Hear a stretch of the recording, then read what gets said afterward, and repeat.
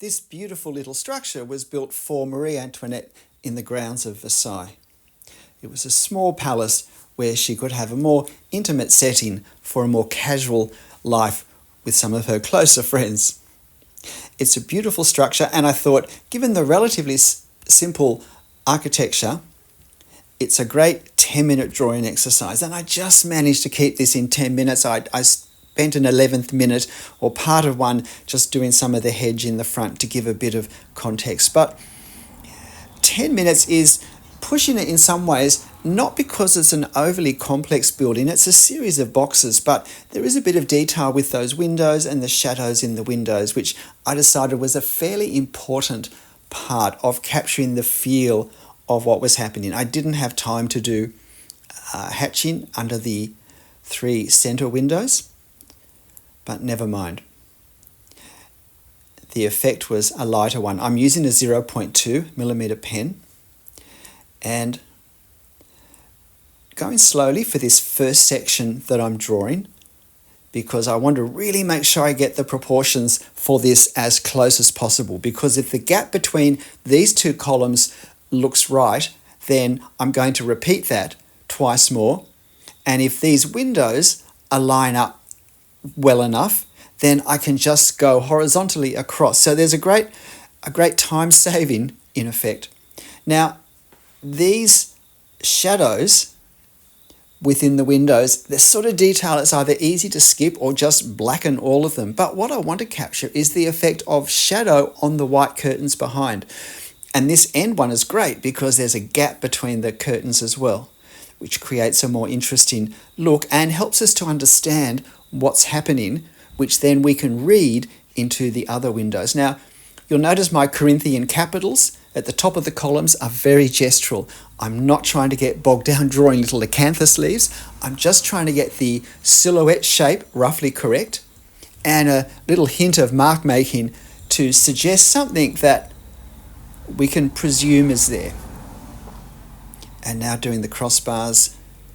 So I'm just working across from what I've already done, and now the shadows are just another line carefully drawn, just a single line in most cases, sometimes a second line if I'm not super happy with where it is.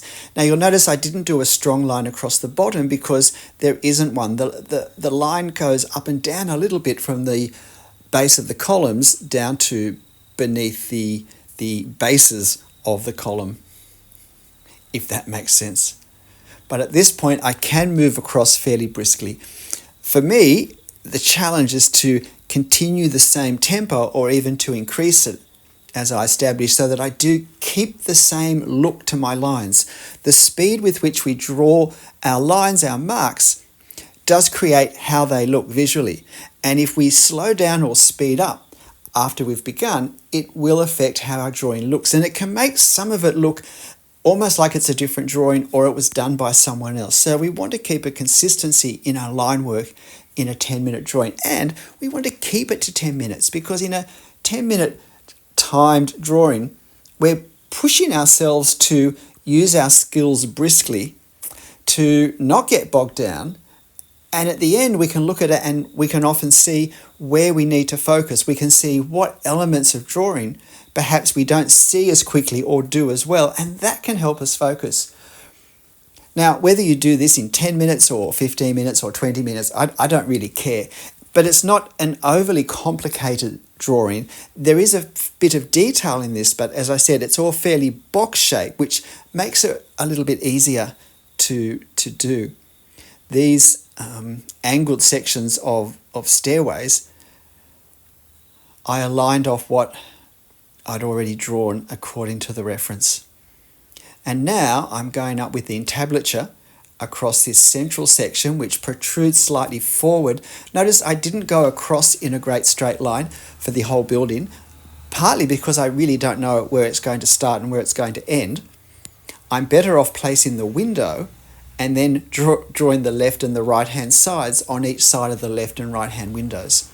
That way I can be more certain of the proportions because I know the size of the window. I've already drawn 3 of them. So that's a more accurate place for me to go with my drawing.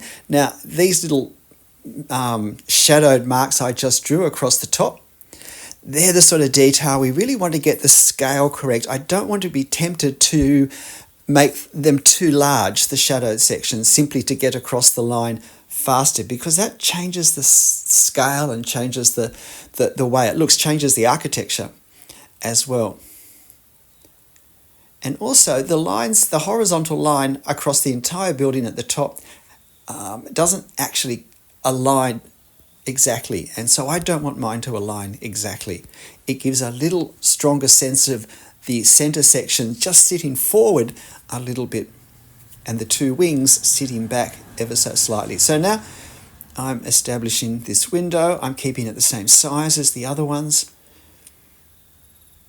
It's probably slightly too high, as they all are probably slightly too high, but it's a pretty minor detail and I can live with that. I do want to keep a fairly light look to this because it is an uncluttered architecture to look at, and the fact that it's a bright sunny day means that the whole thing has a visually a very similar look to it. There aren't many shadows, and so I am wanting to capture the effect of bright sunlight. So some quite dark shadows are good, so that's again why the window shadows are working really well. It does give the effect of strong sunlight, even if we don't realise that's where it's coming from when we look at the finished scene. But I don't want to have a lot of extra lines. I often do end up drawing a lot of lines over the top of each other in my drawing style, and that can, I think, look very effective at times, but it's going to work against me here. So I do want to keep this fairly sparse of ink. But you can see the order in which I'm going. If you're finding this interesting, please hit the like button. That helps me, as I hope this video is helping you. And it's the second one of a series that I'm doing of 10-minute drawing exercises. So I'll put them all on a playlist. So if you'd like to do more of these, you can go to my playlist for them and have a go at all of them. And you'll find this photo on my channel community page. So adding these final details, and looking at the time a little more frequently. I have to stop and look into the top of my camera to see the time, so that always adds a bit of pressure. The actual architecture did take me 10 minutes, as I said, and then just a little bit more for the hedge, but less than a minute. It was well under 11 minutes for everything that I've included. Now, little detail that is easy to not see and to miss, that we actually see something of the protruding sides on each side, because I think this is a square building where all the sides look the same. So they all have a slightly protruding center bit, and it just adds a little bit of silhouette differentiation on the sides, and the little bits that come out align with the equivalent spots on the facade looking at us. So again, it's the sort of detail, if we don't observe in our reference, because we've learnt to look carefully at the whole thing, then we really don't have a chance to put it in our drawing. And again, the balusters sit in the spaces between the columns. And once we spot that's the way it works in the reference, it's very quick just to do. You'll notice with the balusters, I just did a series of quick little vertical lines. I didn't even try to do any shading or shadow, or even work out what was baluster and what was gap. It's not necessary for this.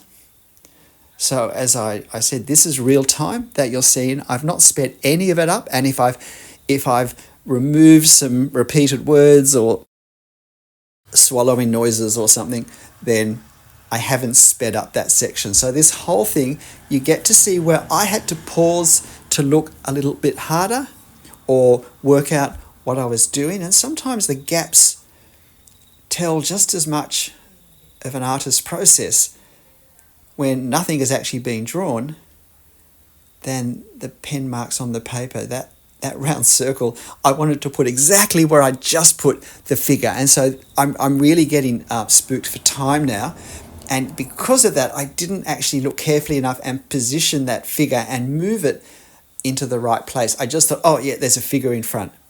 So we want to hold off our ink on the paper till we're really sure where we want it to go. Now, I was working hard to keep this in 10 minutes, but I would suggest in the end, it's a better learning exercise for you not to compromise putting something in the right spot for the sake of 10 seconds of a time limit. But I'm just approaching 10 minutes now, and you'll notice I draw this little low hedge very gesturally. If you look, you'll see I don't draw straight lines because they don't give the effect of the hedge that I want.